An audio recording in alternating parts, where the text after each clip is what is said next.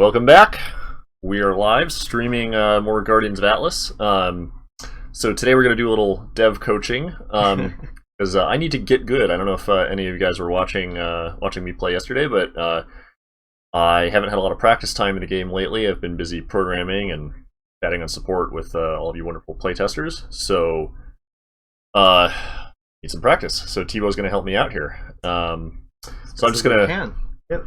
I'm going to queue into a game here, and we'll get one in a minute or two. And then we'll see what we can do. What are some of the problems you might want to help me with? I know I have many. But... It depends. Multiple things. Maybe composition first, since that's what comes first. Yep. Thinking again about yesterday, probably positioning and timing around the Titans. There were a few times where, like, if you're a little behind and you don't realize that the Titans are going to spawn in the next few seconds, you can come to the fight pretty late. And when you come in and the Titans are there, your enemy would have already had time to DPS their own Titan, and you kind of get there late, and it's much harder to territory control when you're in. Now, my instinct when Titan fights start is I always want to come around and try to flank the other team as they're engaging Titan. Is that effective generally? It depends on the composition. If your enemy is going pretty heavy zone control, that's usually the Ryme just with raw CC, or siege units, so like purifiers and lancers and stuff like that. It's much harder to flank, just because they will, if they're already there, they will already have taken positions in the right places. So it could be possible if it's not worded properly and they're really not expecting you. But if they have, then it's like really hard to break. So in those composition, what you want to do is just get there before them and just not let them. Yeah, that makes sense. I know. So Ian yesterday was doing some cool stuff with Trebuchet. I thought it's a really useful way to block out an area of the middle during a Titan fight, and you kind of end up forcing the opposing team to come through. Essentially, a choke that you create because they don't want to be in the line of fire of the Trebuchet. And Trebuchets are actually really interesting, especially for Titans fights, just because they act both as a sieging unit and a siege breaking unit. Because you can use it to just zone out an enemy, but you can also use it to damage and potentially take out existing siege unit that your enemy could have put there. Right. So it's a really interesting unit in that regard. The main downside to it is that it's a pretty late game unit, so you do have to be like at least the third Titan and have enough shards to get. Right. So yeah, it's definitely a good unit to have when you're playing green, especially if your teammates don't already have units. Personally, I find the sort of positional play units like purifiers and lancers and trebuchets to be really satisfying and fun. Yeah, I would consider them to be more oriented for people interested in macroing more than microing, just because they require much less like on point positioning. It's more about preparing where you're going to position them and then take that hold and keep it. Yeah, and that's what I really like about it, is the ability to say, okay, I'm gonna put these guys down and kind of prepare for the battle in advance. And effectively, with those units, you end up doing your micro before the battle starts. Exactly. It doesn't really feel like micro at that point, but you plan things out beforehand, and then when the battle starts, if you're like me, you know, you're not making the best decisions or the most accurate clicks during the battle itself. Yeah, the interesting micro that happens with siege unit is more about when the start happen to protect them. So it's mostly about managing either your tier 1s and using them as meat shields in front of them, or using more support-oriented units. In white, I can think of Precognitors, mostly just putting the shields at the right time, blinding cloud at the right time. It's mostly about that. And it's actually interesting. You don't like have really high APM and really like more post decisions. You can basically have much less of your army to micro at the same time. You can have your purifier set down, and that's basically half of your army, and you have a much smaller set of units that you can then more properly control to protect them. That sounds good. We have a few. Hopefully, we'll be in our match timer countdown is almost expired. Hopefully, we'll be in a match. We probably have time for one or two questions from the chat if there are any. Not yet. I believe people are still logging in and getting on chat. Just like yesterday, yeah, I don't know if you saw this yesterday's stream, but we'll definitely be taking questions if you have any. And also the theme we're going to go with today, we're not going to stream quite as long as we did yesterday, but we're going to be doing some coaching. So Thibaut is going to be coaching me, as we said, and then after this we'll have Harrison coaching Tao. And hopefully it's just an opportunity for anybody who's feeling a little overwhelmed by the game or who wants to improve to learn a little bit from the devs. And Thibaut is quite good. I'm bad, I'm okay. but neither of us are top tier players here. So so anything you're going to hear from us is something that you can hopefully put into action as a competent but not grandmaster level player. We don't have grandmasters in it. But yeah. Someone was asking, do we have a Discord channel? We do have a Discord channel. It's open, and you can access it through the button. Yeah, people have been complaining it's a little empty. Not a lot of people have jumped in there yet. So, just be the first. Go in and hang out and keep it open. And next time somebody jumps in, maybe strike up a conversation and get that kind of bootstrapped. Yep. I think a lot of people are just joining and seeing, oh, there's nobody here, and then they leave, and then Discord channel. But it is there. Yep. All right, we got our game has started, so we're gonna get to the game camera. All right, and here we go. All right. Okay, so Eli's already picked. That's pretty good because we already have a pretty strong frontline composition from Cyberpunk here, playing Graph, and we also have pretty decent DPS coming from Ryme there, so Mark, you'll be able to basically pick whatever you want. Alright, so one of the things I was a little frustrated with yesterday is I felt like I kept running into these blue armies that were just untouchable. So I want to have some options for taking down like Nautilus Plate and Aquadillos and other really tanky units like that. Yeah, the current composition definitely lacks more sustained DPS that would be able to take down plated units for sure. I see we have a conduit. We do have conduits on our team already. That's pretty late game though. It is, but the game I played with Ian yesterday, once the conduits came out, it was over because the blue player just couldn't do anything. That is fair. I am happy to see that. I think I may actually go with a blue here too. Well, we do have Graph tanking a little bit. I don't know. What do you think? We better make a decision quickly before our teammates. I would suggest two possibilities there. Either go high sustained damage, and I would say pick Vex for that. It's pretty good at it. With some Rosterinos, you can also support and do off tanking a little bit. With some Pyrosaurs? With some Pyrosaurs, sorry, yeah. Or you can go Ryme and just do heavy CC, which works really well to support Vela. I think I'm going to try that. So we're going to get our Ice Frogs. For sure. And I do like Frost Collars for taking down Nautilus Plate. If you can land the Frost Falls, that's definitely effective. I'd definitely keep the patch bot too. After that, it's mostly whether you want more supporty units or more split pushing units. I am gonna go with. Let's see. They already have one Juggernaut. Okay. You could. Let's see. Can you scroll to the mercs? Okay, I gotta pick real soon. We're running out of time here.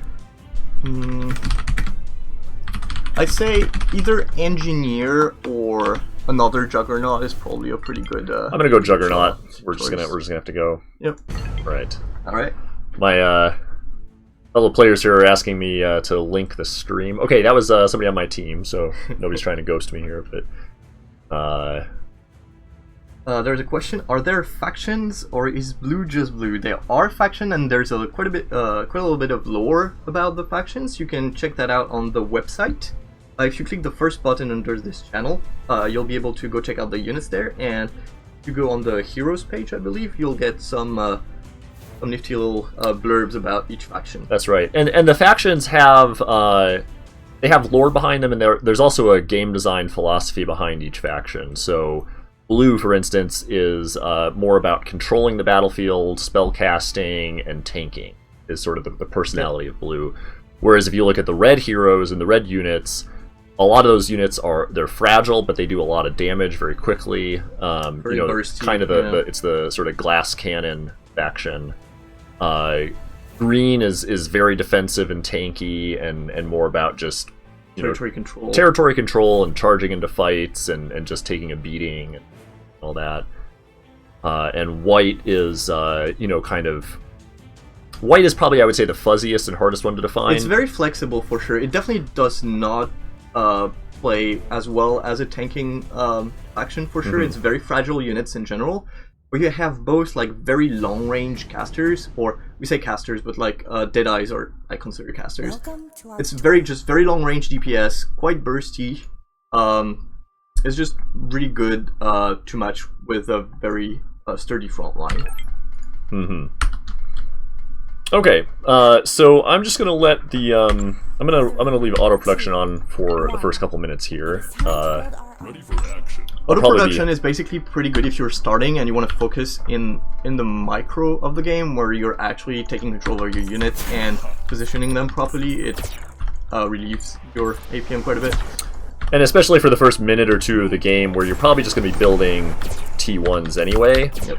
It's perfectly fine to just leave that on. Yeah, you usually when you want to start to dive a little harder into the game, what you want to do is disable it when you want to get particular units at particular times in the game. Because the auto builder just has no idea what kind of build you want to do.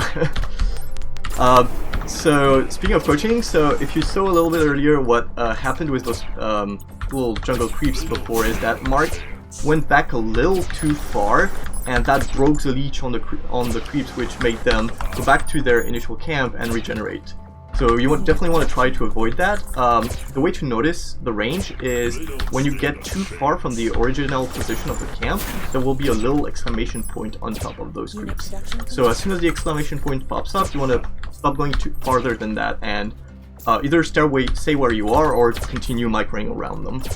And I know yesterday we had at least one person comment that it's a little frustrating that they start regenerating as soon as their leash is active, as opposed to regenerating when they actually get back. And I agree. I find that kind of frustrating, and that's something I could certainly see us changing. I don't think it adds a lot to the game to have. One of the reasons we're doing that is so that you can't actually abuse the leash. One thing we had before was actually something pretty similar to that, where they didn't hard reset. The reason we did that is that it was actually very easy for ranged unit to infinitely kite them and just keep DPSing them without being contested at all. So Ryme's actually here, you'll see, really good at dealing with Grath's unit, just because of the slow. You want to make sure you don't want to overcommit either, just in case they do a pretty good rocket rush and stun you under the tower.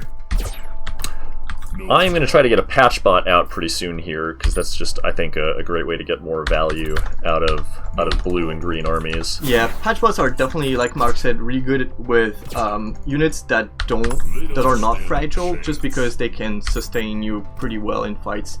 It's not as good with red and white, just because their units are so fragile. So it happens a lot that red and white units actually die just way too fast for the patch bot to do anything. But in the case of blue, and even for the Arctic newts that are a little more fragile than the rest of blue, it's still like pretty good. Arctic newts in general are very balanced units. They sustain quite well in fights. They do decent DPS, and their slow is actually really good against melees. On the move. All right, we've got our Grath coming in here. I was about to say that he didn't see me, but he got that ward down and definitely saw me. Yeah, so if you don't have a ward in brush, you definitely don't want to engage someone that's already in there, just because your units will take a little more time to aggro and start doing damage to them. No problem. That's a pretty decent trade. So the green blinking VFX on one of Grass's unit there was Grass's basic ability, which is called Safeguard. That ability basically puts one of his units in stasis, which makes it not take any damage, and also not being able to move. Now, for a second there, I thought I was doing quite well in that fight, and it ended up coming out more or less even. More or less even, yeah. You definitely have to be careful with Grass's units, the Turpin Troopers, because they're pretty tanky, but they also deal quite a lot of damage if they can actually get in range of your own units. So you want to make sure you always slow them and always kite them as much as you can. Okay, if they do get in range, it's actually pretty hard. Yeah, the Terrapin Troopers have a lot of damage output. I always think of them as just sort of a front line and a tank, but in fact... It's pretty easy to... They have a lot of DPS. Yeah, to mix them with Hydra Scuttle Guards, which are much tankier, but won't actually do that much damage by themselves, so you can afford to stay there. But for Grass's units, it's not as good. So here we see... what I was talking about a little earlier, which is Mark was a little slow into getting to that Titan fight, which basically let Red Team deal a little more DPS to their own Titan. Uh-oh. Stay with us, there we go, okay. Alright, yeah, Red Team here took the Titan a little faster. It's not that big of a deal. It's actually a decent strat to actually focus on resourcing on the first Titan, because the first Titan is not that powerful. Mark will probably have to go defend though. What you want to do is just make sure the first Titan doesn't go past the first turrets. Alright, I'm coming in, just trying to clean up So this would actually be a pretty decent flanking there, yeah. You just want to make sure to not get flanked yourself. That is sort of what's happening here. So that was a pretty good defense. You did lose the 2 outer turrets, which is a little unfortunate, because that basically opens a pushing path for the enemy team, so they will have to be much more careful there. Now we did get a hero kill there. Do you know offhand how many? What's the bounty on a hero kill I believe there? at this time of the game it's 4 physical shards, so that basically gives you 20 shards. Okay, I'm rebuilding here. I'm a little short on energy, but I'm gonna get a healer, a Nautilus, and some Arctic Newts back out. There's some wards here. Hopefully, keep the enemy from anticipating what we're doing. Speaking of wards, yeah, the vision is in this game is very important. You always want, especially if you're a little forward, like Mark is right now, you definitely want to make sure you have at least vision over your brushes. It's also very good later in the game once the first defense structures are down, the outer ones. You definitely want to put wards there too, just to see enemies coming at you. Alright, now, I've got some shards banked up. I probably should have spent them already, but I'm thinking about buying the Field Medic upgrade for the Patch Mod to just get a little more value out of those in terms of healing. What do you think about that? That's pretty strong. You definitely want to start researching tech level 2. Yeah, I'm going to need that first. Yeah. Blue definitely gets a lot of his late game power from his higher tier units. So you definitely don't want to box you into tier 1 for too long. Otherwise, once you actually need those tier 2 and tier 3 units, you'll have to first research that tech level and then buy those units, which can take quite a bit of time. So here, Red is zoning out of their own medium camps, which is actually a little bad for them. Usually what you want to do when medium camps start is either go safe and have all your entire team on your safe camp, which is for bottom left team, the left medium camp, or you might want to try to invade, which is what red team was trying to do. I'm not sure they're going to push further now that they're all here. You can try and actually contest and try and get both of those medium camps. If you can do that, it will give you quite a bit of lead in shard and energy early game, which is pretty good. It looks like red, though, won't be pushing for that. Mark, what you can try to do there, now that your allies actually are getting that medium camp on the left, you can try and contest the right medium camp. So what you want to do is not face check here. And yeah, definitely put a ward, make sure they're not there. And now what you can try to do is pull that camp all the way out into the middle. So keep like kiting back, have the Titan. The Titan leash is based on the distance, like the bird-like distance from the start of the camp, so you can get them all the way now they're back. Are they going to stop leashing if I pull them a little farther back here? Oh yeah, no. They did.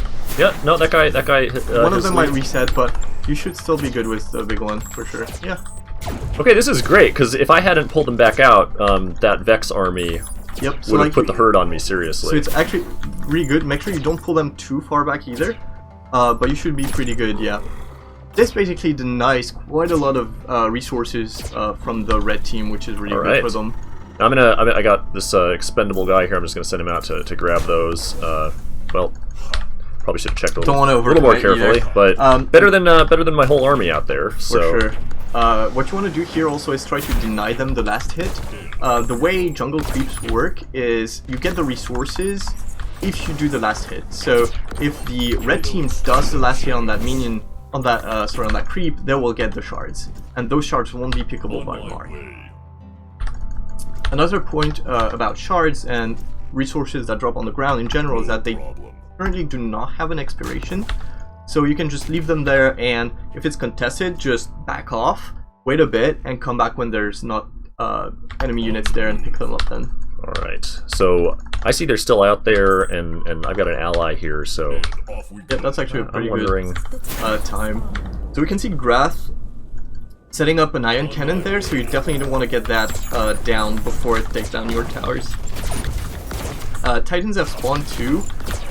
Your Vela player is actually a little behind right now. It's kind of fine because you have grass to tank for you there. What you want to do, I think, is focus your damage on the Arctic Newts. Taking down the hero is pretty good, but at this point in the game, heroes are pretty tanky, so it takes a lot of DPS from your own unit. And in the meantime, their own unit will be damaging your frontline units, which is... I'm really loving this concave I'm getting here. I gotta be careful not to get stunned by the Titan. Is the Titan attack a stun, or is it, does it do damage as well? I don't recall. It does both. At this time of the game, I believe it does 30 damage. I would have to verify that. It's not that much damage. What's really scary about them is the stun itself, which can be really long. If you were uncontested, it would be fine. The problem is if you get caught out and you get stunned, then it gives a lot of time for the enemy team to do damage to you and take out your units. So here you want to back off a little bit because you can see that all your Arctic Newts are pretty low health. Yeah, we're in trouble so here. You don't want to get your army taken out during the Titan fight for sure. I feel pretty good about how that went. One thing I've noticed here is that I have quick cast on in the settings here, which is for anybody who doesn't know, you can do sort of standard RTS style controls where now I shouldn't have wasted that on the Titan because they're pretty much impervious to stunning, but you can select either standard RTS style controls where you hit a key to activate the ability and then click to actually cast it. Right now, this is on quick cast, where when you press the key that activates, then you can aim, and then when you release the key, that's the moment at which the spell casts. So I'll demonstrate that in a second. So I've got the key down, and then I released it, and missed my shot. So you have some units ready to warp in, so you definitely want to bring that back into the fight. You also have quite a bit of supply available to you, so if you want to buy some tier 2 units and maybe get a frost collar. I'm going to get a frost collar out. I like that idea, and I think I'm also so I have some scrap. I don't know if it's enough yet, but I'd like to buy the upgrade for the Nautilus, which increases the plate capacity. So I'm going to go ahead and buy that. I would also suggest researching pretty soon attack damage upgrades, just so that I think I can afford that right now. Nope, that's ability power. The other one, yep. You want to make sure, basically, with axe upgrades, that you're not being overscaled by people that take defensive upgrade. The way you check that is by holding tab. All right, let's remember to do that once we're out of this battle. I don't want to go checking. Okay, now they're going with a heavy tank here. I see a lot of Nautilusks out, so I'm feeling good about that decision. Frost collar's decision. Yeah, to buy the frost collar. For anybody who hasn't seen before, the Nautilusks here, you see this little secondary health bar, which is plate. Basically, the way plate works is that regardless of how much damage an attack will do on that unit, it will only take one plate out of it. So it's really good at tanking very slow attacking units, and the way to deal against that is to just buy either very fast physical damage units or have spells that does damage over time. Yeah, and Frost Collar is just an ideal one for getting the dot out there. So here, the Titan has done quite a bit of work. It was really worth it. Two things you can do at this point. You can either try to contest your enemy's jungle creeps and try They're to actually deny them some pushing resources. out here, so I'm gonna try to get a quick On my way. some quick picks here. I got my medic in the front, which is not great. My Definitely pouch want to bot. keep the medic in the back for sure. I would still suggest focusing on resourcing right now. Taking out units is pretty good because it can push them back if it's during a right before a Titan push or something like that. But when it's when the Titans are off and nothing is happening much, there's not much reasons to focus on that just because they don't give resources. And right now, what you want to do is just get an edge in terms of resources, get your upgrades, get your next tech, and get more powerful units. In terms of timings, usually with upgrades and higher tier units, what you want to focus on is Titan fights and medium and hard camp spawns, which just happened. So right now what you want to do is make sure you have as much army as you can and start taking on hard camps. So hard camps behave pretty much the same way in terms of strats as medium camps do, which is you can either play safe and have your whole team at a single camp, and usually it's very hard to contest that, or you can split and have two people do one camp and then contest the other camp with a single army. So what I suggest doing is go for the hard camp now before they take it. Alright. Do you think I should finish this one or just abandon it? I would say abandon it. It's a very safe one, or you can finish taking the Mantis and come back let me for just the take the later. Mantis, yeah. Come on, I'm ready You for want to focus fire the Mantis and then quickly go Okay. quickly Grab go to the those. hard camp now, try to deny it. My guess is that they're going to do it. I see a lot of critters hanging out here. So what you want to do here is not face check and just take one of your units and check with one of them. Because if all three enemies are there, it can be really tough. What I suggest doing... there's one coming here. Yep. Okay, and so what you can try doing here is try zoning out Vex. now I am going to You have a ult here. I think cross-collar. I've got a good Yep, cross-collar on top of it. There we go, that's quite a bit of damage there going down. Vex is focusing on the creeps, which actually lets Smart DPS him quite a bit. That was a really nice engagement there. What you can do now is put a ward in the middle there, just to see him coming back at you. And try to pull the hard camp a little farther to your side and start attacking it.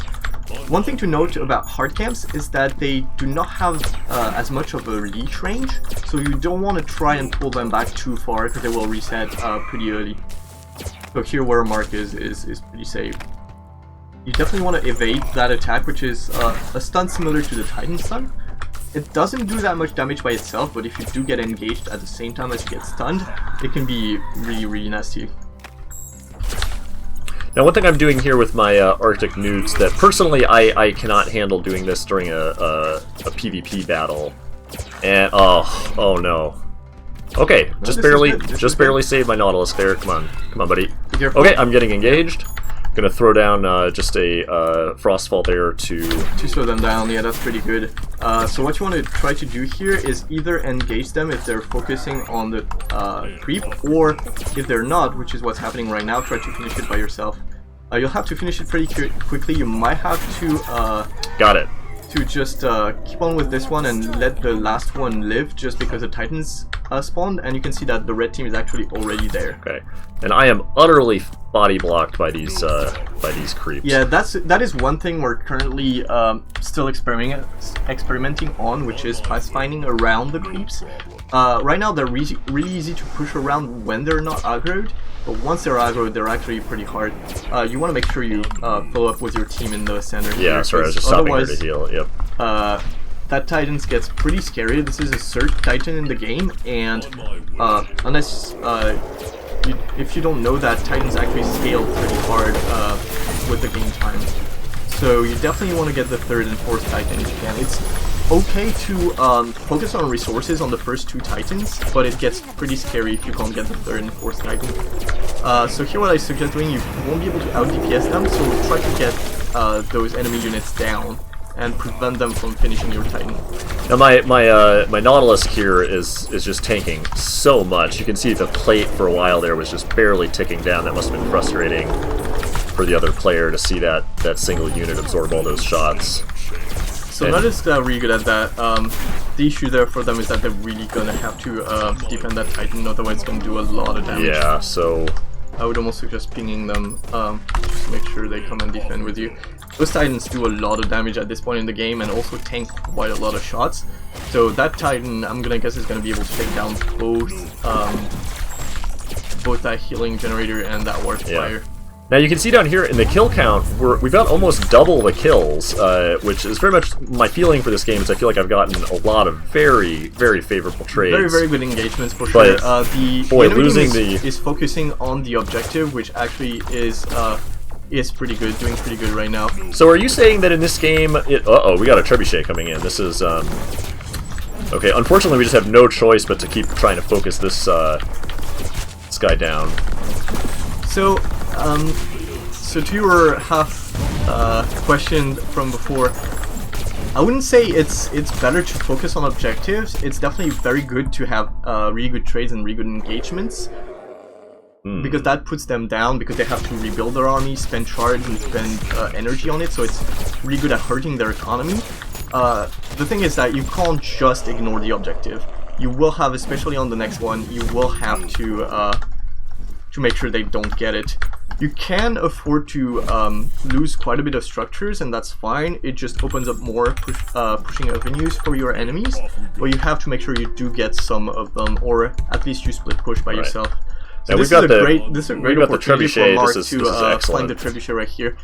Usually, if you're playing trebuchet, you do not want to just set them up in the middle of the open here, especially if you don't have your army around, because it's very easy to take down trebuchet by himself.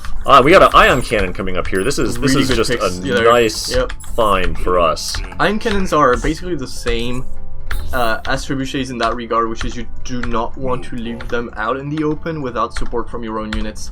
And the difference I would point out with ion cannons is that while they're sort of another unattended source of DPS, they don't attack units. So even though they're free and they can put a lot of pressure on buildings, they don't form the kind of threat to your army that trebuchets do. So what trebuchet is doing, while the little critters do give you quite a few shards, it's actually better at this point in the game to focus on the hard and medium camps.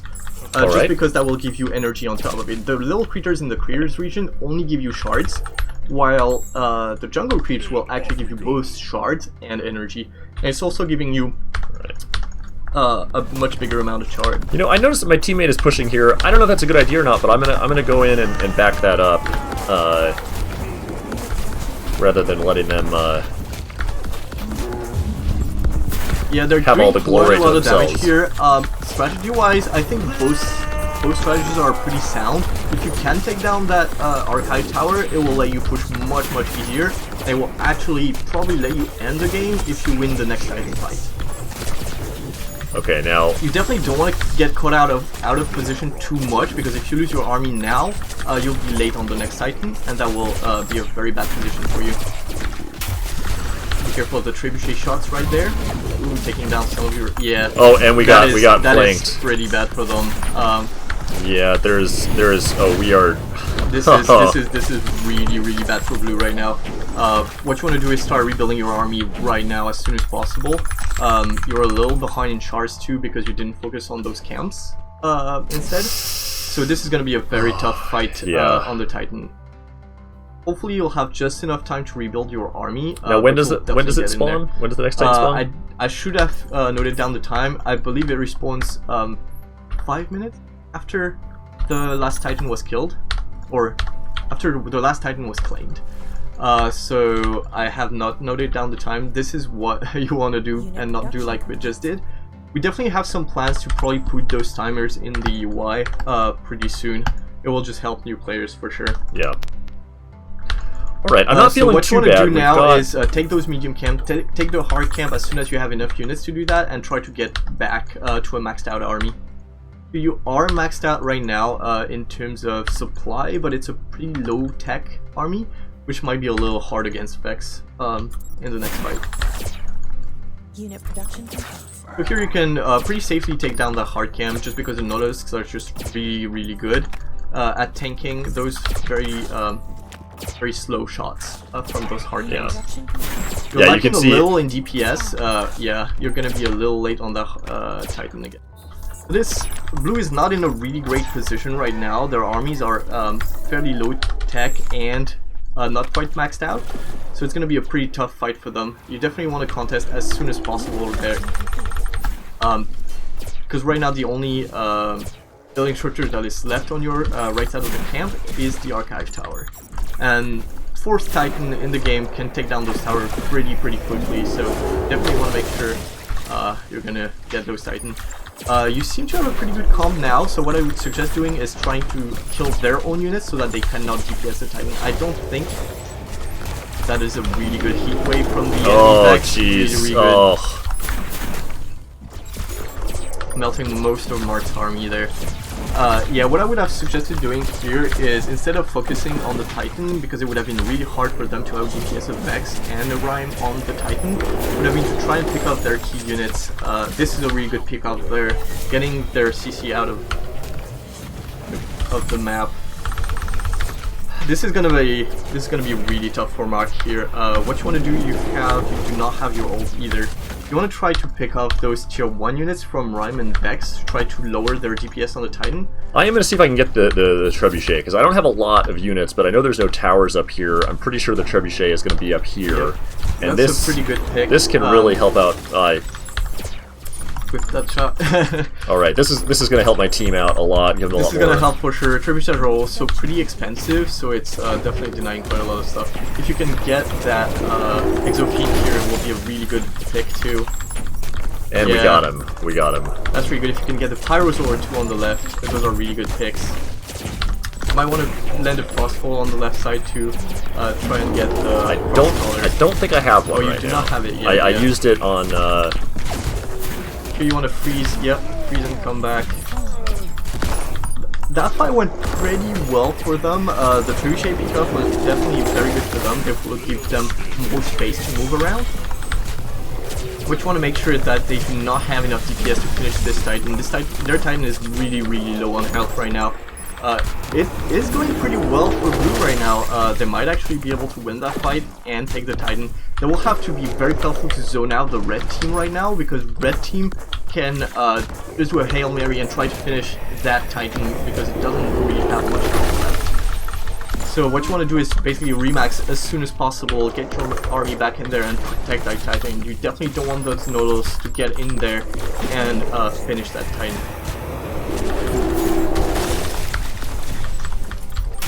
Make sure you do not get caught out by the stun from the Titan, which is what happened there. It's okay. We're taking their front line down. Yeah, Grath here on the bottom is gonna try and snipe that Titan, I'm sure.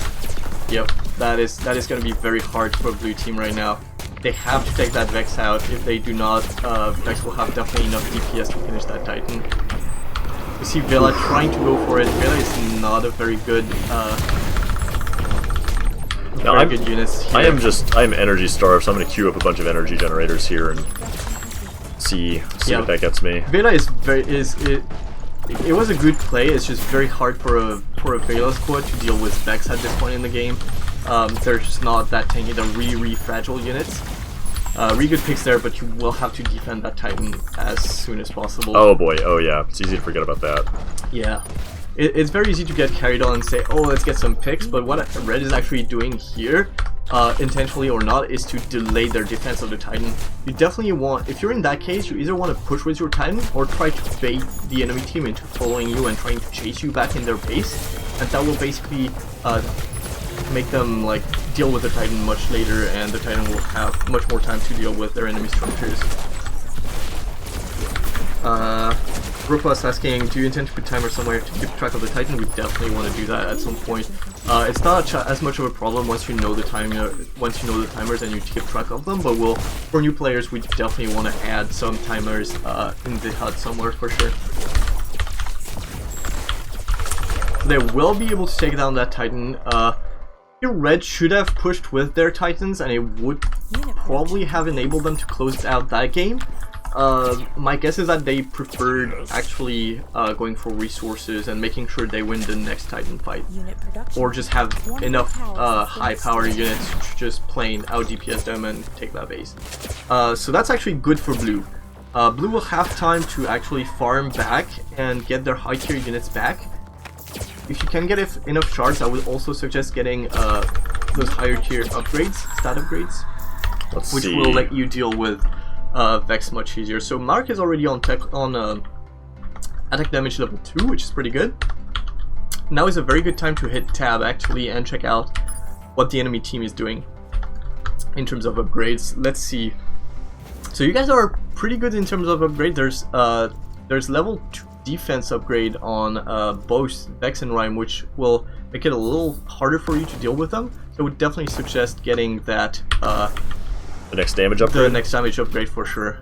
Okay, we don't have quite enough shards yet, but so I think I would suggest trying and go for that hard camp top. If you ping it, maybe your allies will. Oh, I'm afraid the red team is actually. Oh, they're right here. They are around, but they're not getting the Titans. So what you can do is clean up those units and then start engaging that hard camp as soon as possible, so that you can get it before. Yeah, and we may be able to get a pretty cheap hero kill here as well. And at this point in the game, the hero kill will actually give them quite a lot of resources. Oh, you want to circle. You want to circle them, make him unable to escape. Yep, that is really good. So you can see that's quite a lot of shards. That's more than enough for our next attack upgrade. So that's pretty good for them. Now I would suggest taking hard camp. Make sure you ward up there so you do not get caught out of position.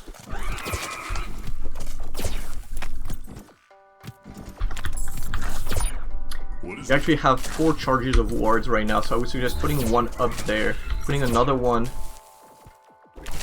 on the other ramp right there. You do not have to put one in the brush down, just because there's already one on the right, so it's pretty safe for you to just stay there. And they will be able to take, yeah, the hard camp. That is a lot of resources. All right, now look at. Okay, we are flush. We are flush. This is excellent. This is excellent. You want to basically just double down on the stats upgrade for sure. Mark here did take tech level 4. I think it's a little early to do that because it's a lot of shards that you could actually spend in your upgrades. I'm gonna get magic resist because we have been seeing some Vexel and some Ember Fiends, yeah, that will definitely help you sustain that. One thing you can try doing here, and I don't know if they took it out, is from the center of the map, try to aggro the hard camp and try to steal their hard camp. They do decide to push the tower, which is not bad. Green. Oh, this is very, very that was good frog usage here. Mark has a frog too. If you can land a frog shot here, yeah, that is pretty good. Crossbows on top of it. In those kinds of fight, what you want to make sure you do is leave Grath in front of you, because you're taking a lot of damage right now, and you definitely want to let your frontline allies be there to tank the damage for you. This was a decent engagement. Both teams lost a lot of units. You want to make sure you don't lose your entire army, just because the Titans are going to spawn pretty soon, and you don't want to get caught out in the same position as you were before. Thankfully, White still has quite a lot of units. Definitely want to remax as soon as possible. I'm gonna say it was a decent trade. It didn't go as well as it could have been, but I'm gonna say both teams are pretty much on the same footing here. You definitely want to go to your Titan area right now. I'm gonna try to come in from behind here, because I have a feeling they're gonna set up a trebuchet here again, and I want to be able to get in as soon as possible. So this is a... Oh, look at that! Now that free is right before the snipes. That's something you can feel good about when it happens. This is a pretty decent flanking. Sadly, Mark doesn't have that much unit to back it out in terms of DPS. So you want to make sure you don't get put out of position. There's a lot of Vex units here. Yeah, it gets pretty tricky here. I am just gonna. Here's a slow that is coming out from Grasses from his ult. He's gonna be able to take out that Frostcaller. Yep, that went. Okay, we've got. I see we've got our trebuchet out, and I'm gonna try to keep being the hero here who takes out the trebuchet. Now, if we can get a sense of where it is coming from. My guess is that it's gonna be on the hard camp there. This is a very safe spot for trebuchets. I'm really gonna try to get that out, because I know how hard it is to cope with those. Here it is. There we go. Here it is. So that is a very good pick. When you set up trebuchets like this, you either want to make sure that you have wards to see your enemies in case they're coming to take them out, or you want to leave a couple of your tier 1s just to defend against small squads like this. So this was a good pick by Mark. The let's see what your allies are doing and how the Titan fight is going. It's not going great, but we do have a flank coming. Well, we're not going to have a flank because my teammates are heading back to the base, unfortunately. Yeah, this is a little unfortunate. The enemy green player also getting out those bramble thorns, which are going to do a lot of damage, and will be able to soak a lot of damage too. Sadly, this is not going very well for blue team. Again, what I would suggest doing in those cases is just like the Titan fight before, which is to conserve your units before the Titan fights. Here, the Vex enemy player still had quite a lot of units after that fight earlier on at the top of the map, and Postmark and his allies lost quite a lot of units in that fight right before the Titan, which put them at a pretty bad footing for that Titan fight. So here what you want to do is definitely regroup with your ally, try to defend that Titan, because they did claim the Titan. You want to get back and defend that as soon as possible. Alright, I'm a little bit caught out here. Here you want to just... oh good, I put a ward down. Yeah. That was an effective play. So red team doing really well at just like... Yeah.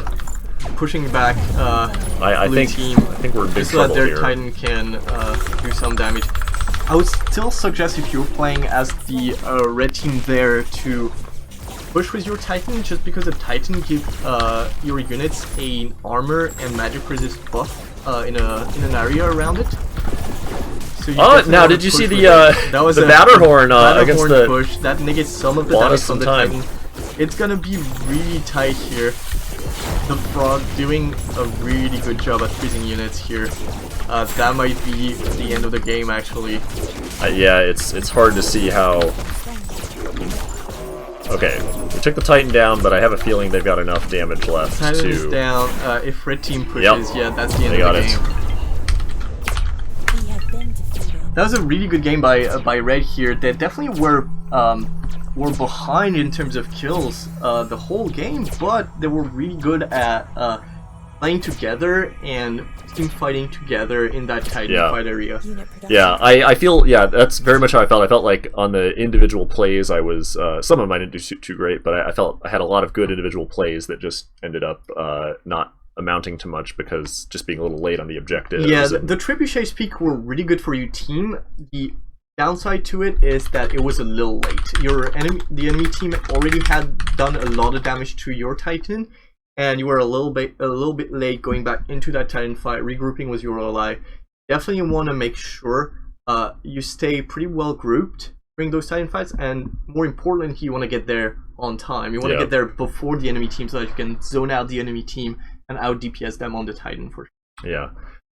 Yeah, and I felt like a couple times we kind of dived in towards their archive, even though we didn't have a Titan. Yes. And in every situation going in, it felt good and it felt like we traded efficiently, and then it ended up going badly because we ended up without much of an army when the next Titan fight started. So it's a tough decision to make there. It's mostly, I think, revolving around the timing of the Titans.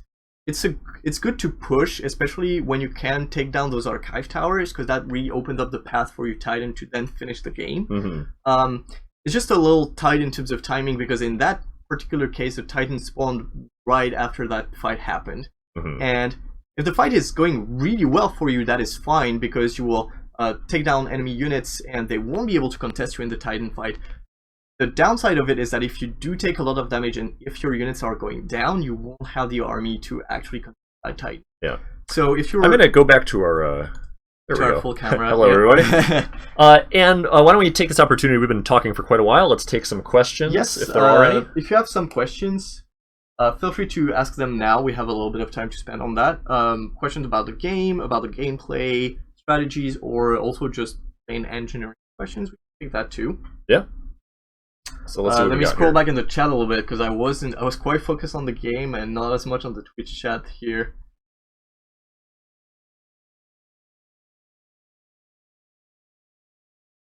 What are the smaller numbers under the tower kills? That's a good question. Those numbers are the amount of energy kills, and by that I mean whenever you kill a unit, that number will increase by the amount of energy that unit costs.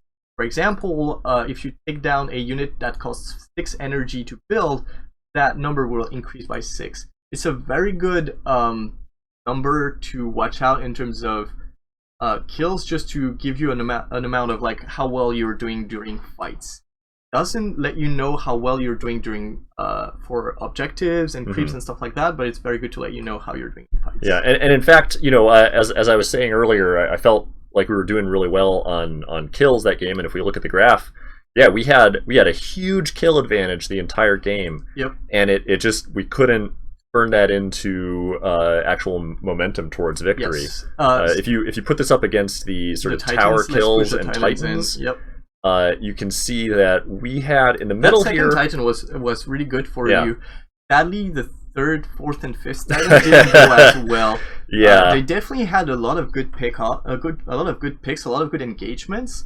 But when it happened that Titan spawned, we were a little behind, a little late to get there, and that led red team, well, which is blue right now because it's the winner, but that let the winning team actually get a really good positioning there with their units, get really good AoEs and zoning tools out there, and let them take the Titan pretty quickly, actually.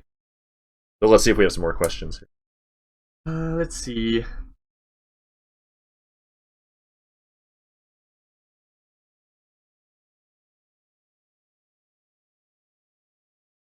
You are awesome, thank you. Thanks, we love hearing that. Hope you're having fun playing. I think it was just a lot of comments about the game itself, not much questions. Let me scroll back down. What uses ability power and attack damage? That is a very good question.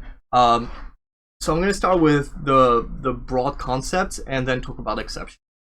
In general, attack damage comes from units auto-attacking.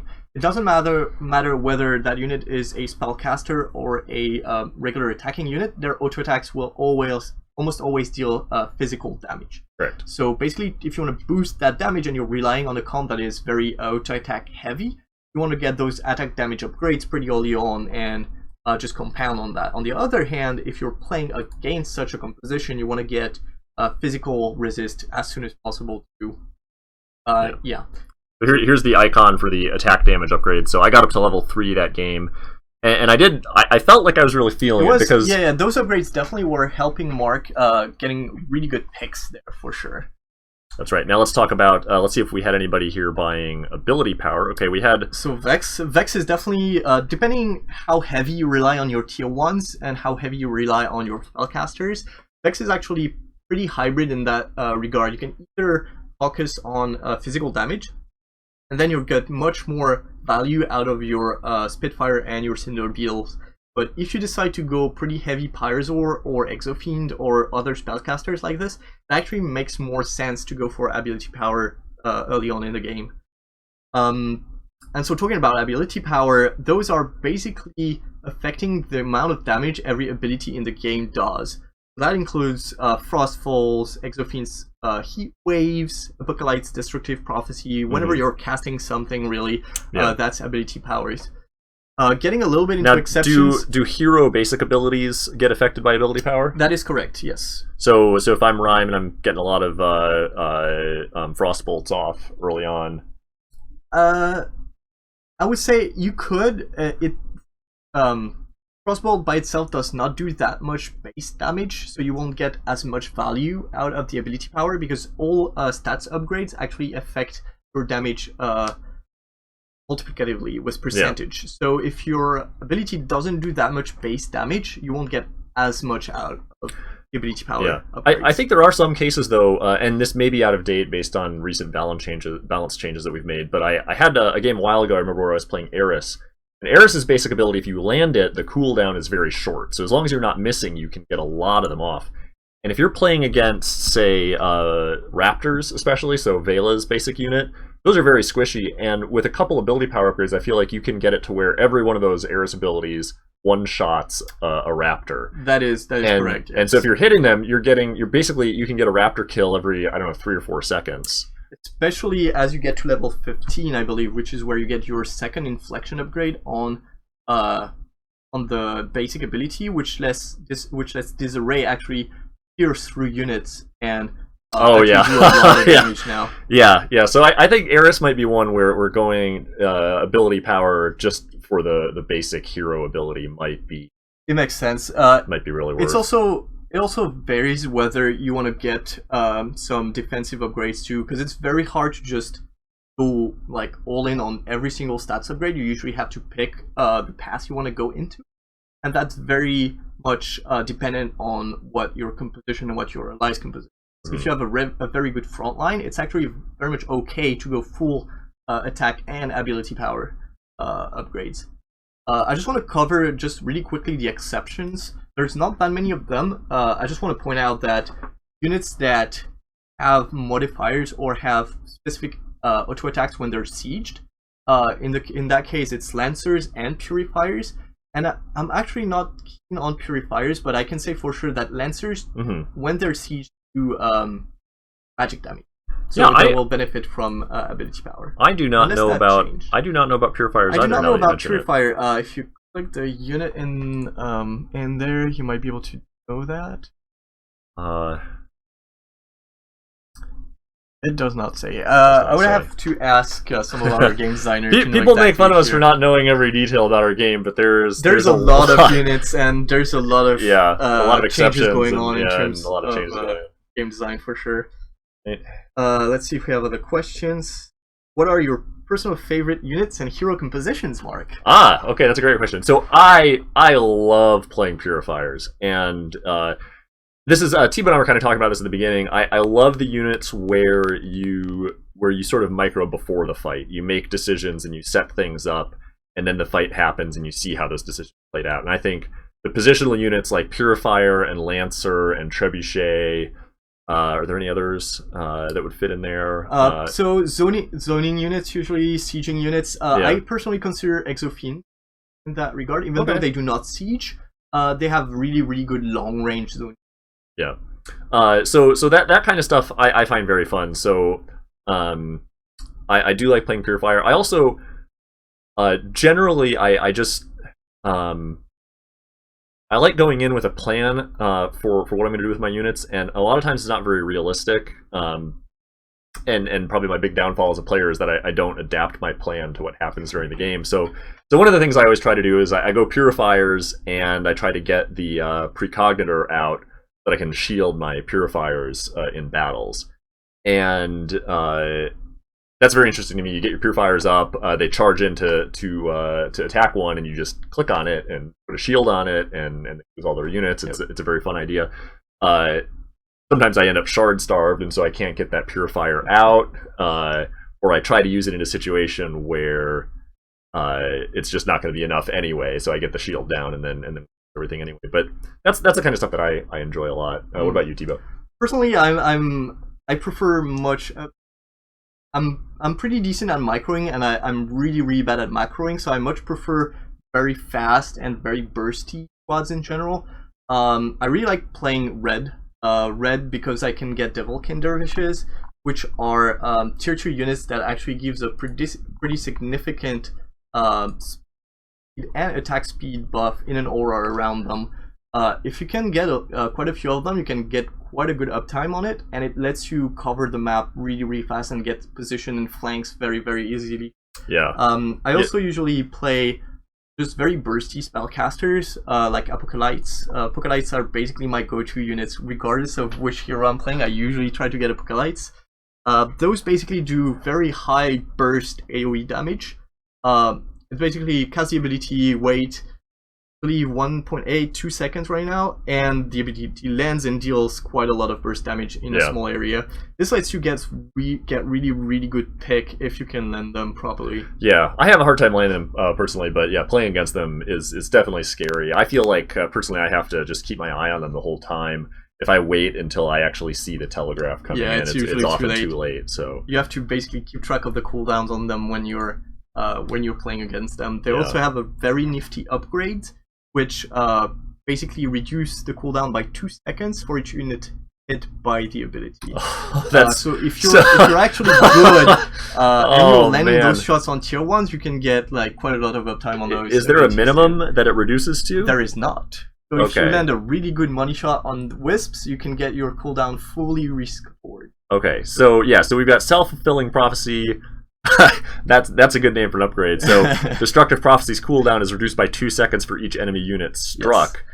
And the cooldown on destructive prophecy is 30 to begin with. Which is quite a lot if you do not get the upgrade. But if you do get it and you can land those shots, it's not too much to imagine getting 6-7 wisps with a single shot, maybe even more. You can get more than that. I've gotten more than that. Yeah. Yeah. So you can end up with probably a 10-second cooldown or so on those. That's a powerful upgrade.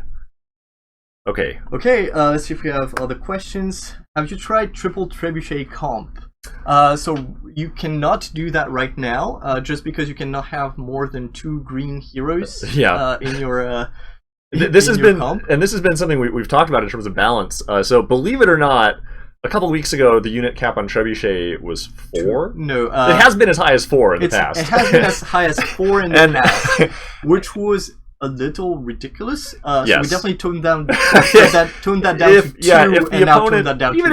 Even if you had one player going for 4 trebuchets, it just you just couldn't. There were no safe places to stand. You could block out basically every single avenue in the middle zone, which was I don't know if we've seen a whole lot of double trebuchet play, which is certainly possible right now. It's certainly possible. It's also a unit that costs quite a lot of shard and takes quite a while to get out. And if you have an enemy team that knows how to deal with them, they're very easy to just pick off if they're left unattended.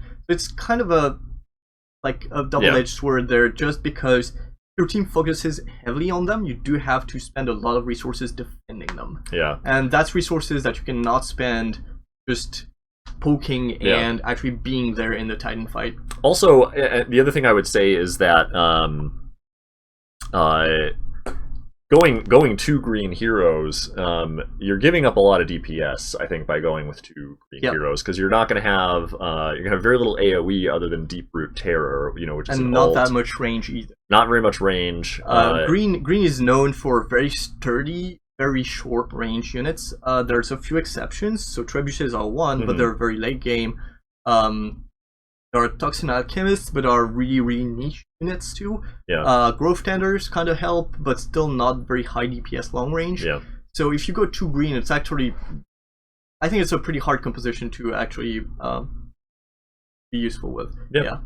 You can definitely offset that with just pure DPS squads. So playing Vela or Vex or Ares and just going like full on attack and ability upgrades can definitely offset that, but it's a hard composition for sure. Well, if anybody out there goes a double treb and has success with it, post your replay IDs.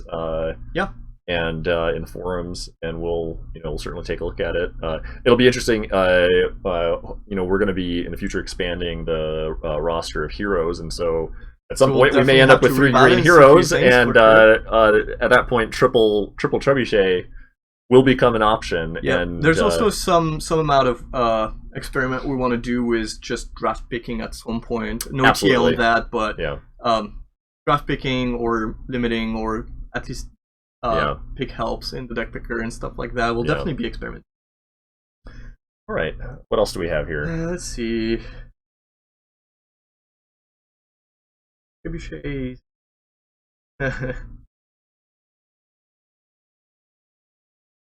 What role do you guys take? Gameplay does. I'm gonna guess that question is about what do we do at artillery. Let's take it that way. Let's take it that way. If that's not what you meant, rephrase. Maybe I'll be understanding it a little better. But we're both engineers, and we both. Well, Thibaut's done a lot of different stuff. The whole client was about probably 75% Thibaut in terms of the skin and the UI and all that stuff. And he's done a lot of the shader and graphical work. I've done a lot of the work on the core renderer, sort of underneath the shaders. I don't actually know. I can't do anything with shaders. I'm kind of helpless. But if Thibaut gives me the shaders, I can make them actually run. And I've done a lot of networking and server stuff, and a lot of the core engine stuff in terms of getting the game to run well on a lot of machines. And we know stuff, we know some of you have computers that don't run the game well yet. We're working on that. Still going to be working on that, but yeah. Other than that, I'm basically working with the art team, just building tools for them, map editor, FX editor, stuff like that. Yeah. See what else? Let's see. Let me scroll down. Can you teleport allied units with the warp drone? I actually don't know. actually play warp drone that much. It's not a unit I'm very comfortable with, so I don't actually pick it that much. My guess is that you can't. My guess is that you can't. Yeah, I'm going to go with that too. Yeah, I encourage somebody to try it out and let us know. But one of the things that we generally do in unit and ability design is we try to avoid griefable things. Yes. And usually, like, teleporting other people's units would be could lead to some awkward situations. that would be about as griefable as you can imagine. This is also why you probably won't see much friendly fire at all. Trebuchets only damage enemy units, and for purifiers. Possibly, if we have it might be interesting, and don't take this as a promise at all, but just a random thought.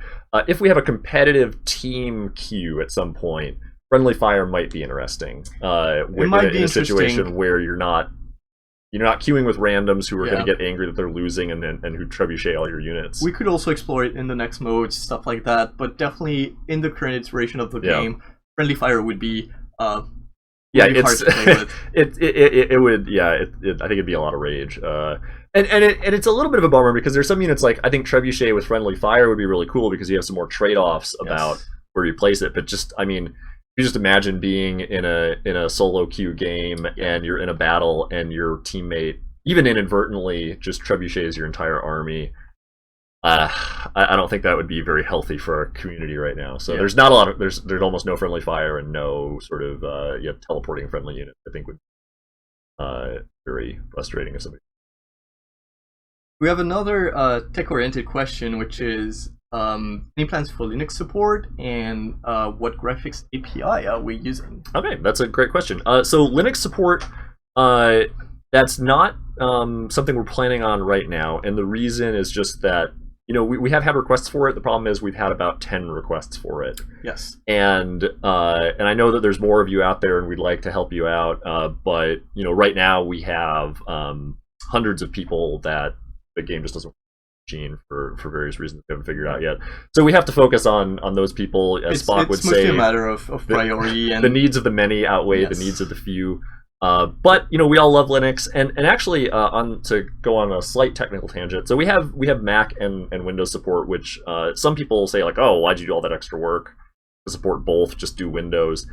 And honestly, in many ways I'm glad we did both, because having two platforms actually makes a lot of bugs easier to diagnose. If there's a bug that you can't reproduce or can't diagnose on Windows, sometimes it turns out that it happens on Mac, and then you can find it. Or if you have your debugger on Mac just craps the bed, when you try to use it, then you switch to the other platform, and maybe you get some help there. So, and it also lets you just compare output, especially like from my point of view on the rendering side when working with shaders and stuff like that. If there is a bug on Windows or if there is a bug on Mac and I can have the proper output on the other platforms, it lets me compare and actually know what I'm doing and know what's going wrong. Yeah, that's been really helpful. So Linux support, when it becomes something we have time for, we'd love to do it. We have engineers here who would rather run Linux, and it's in many ways it's much easier to develop for than either Windows or Mac because of the tools. So we'd like to do it, but priority-wise, it's going to be a while before we get to it. And what graphics API do we use? So we use actually technically 3 of them. On Windows, we're using D3D. D3D11. D3D11, yes. On Mac, we use OpenGL, and when we prototype internally, we use the browser, which is making use of WebGL. Yeah. And I would argue that's kind of 2.5 graphic APIs, because we use very little things in desktop OpenGL that we don't also have access to in WebGL. Yes. So those renderers are almost identical, and the shaders are almost identical. D3D is a whole other beast, but it was pretty important to support that in order to get the best performance possible. Let me catch up on the chat. How come there are no air units in the main faction? That's a good question. Before I answer that, let me just say if there's people who are hankering for another game, just let us know. We can start one, but we're happy to take questions. Yeah, I can actually maybe let's see, what time is it? Oh, we might have Harrison and Tao. Yeah, I think we have another. We have two other people who are gonna take maybe 1 or 2 more questions, and then just to not let it run too long, we're gonna swap out and get some games going because we don't want to talk too much. We could talk all day long, but let's get. I just looked down at the viewer number, and we've lost 5 people in the past couple of minutes, so maybe people are getting sick of Q&A. We'll get another game on the stream real soon here. So yeah, flying units. I think right now it's just we have a lot of balance concerns in the game, and getting good balance has been tricky. Having flying attacking units adds a lot of balance concerns. It has a lot of complexity there. We're definitely focusing on support air units right now. Mm-hmm. That's not to say we won't have damaging air units in the future, for sure. Yeah, we may have it in the future. It's something we're gonna have to think about really carefully because I think right now if we had something, we had sort of a ground attacking air unit flying around. There's a lot of compositions you could pick where you would just have no answer to it. Like if you've got a Grath army early game, you literally can't even attack air at all, or Hydros, and so this unit can just follow you around. You can't escape it, and which in a sense it is interesting on the attacking side because that makes the composition potentially more interesting and have you think more about counter picks. But for now, it's just a very tough balance problem, and we'd rather focus on the set of units we have right now. Yeah. So stay tuned in the future, but for now, we're not going to be exploring. All right, and let's do one more question, and then we'll go to the next coaching session here.